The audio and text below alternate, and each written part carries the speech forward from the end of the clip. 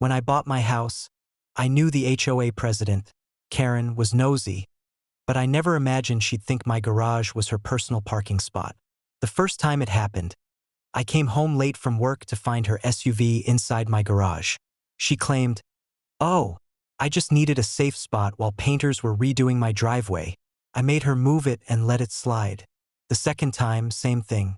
This time, she pretended she had an emergency and said, "You should be grateful I trust your property enough." I warned her then, "If you park in my garage again, I'll deal with it my way." Karen laughed. "What are you gonna do? You can't tow me." I run the HOA. Challenge accepted. A week later, I came back from grocery shopping, and guess what? Her SUV was again parked in my garage. Doors locked, garage remote still dangling from her sun visor. She had actually programmed my garage door code into her opener. That was the last straw. I didn't argue. I called my buddy who owns a towing company. "Bring the flatbed," I told him. "Got a special delivery." We hooked her SUV up and hauled it. Not to a lot, not to her driveway, but straight to the junkyard. My friend had connections, and for a small fee, they agreed to impound it until she paid the fines. When Karen came storming over that evening, she nearly fainted at the empty garage. "Where's my CAR?" she screamed. I played dumb. "What car?"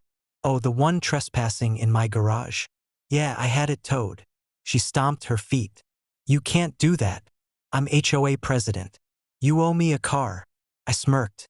"Actually, you owe the junkyard $1,200 in impound and storage fees. Here's their number." Her jaw dropped. She called the police, but when the officers arrived, I showed them the garage security footage. Clear as day, Karen driving in without permission. The officer chuckled. "Ma'am, this is private property. You broke in. He had every right to remove your vehicle." Karen's face turned red. "I'll sue." The cop shrugged. "Go ahead. But be prepared to explain to a judge why you programmed your remote to open his garage." She stormed back home, fuming. By the next morning, the whole neighborhood knew. Someone even taped a sign on her door that said, "Garage thief gets what she deserves." The best part? She couldn't get her car back for a week because she refused to pay the impound fees out of pride. Meanwhile, she had to bum rides from neighbors, none of whom wanted to help.